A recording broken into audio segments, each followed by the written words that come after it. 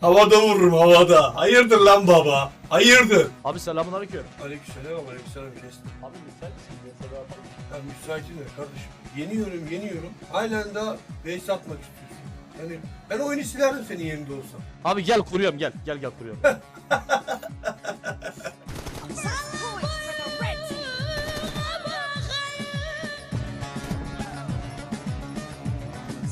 Ne olmuş buna?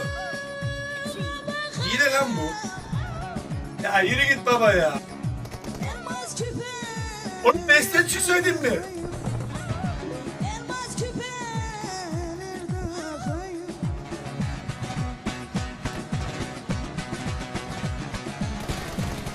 Oğlum nasıl olur?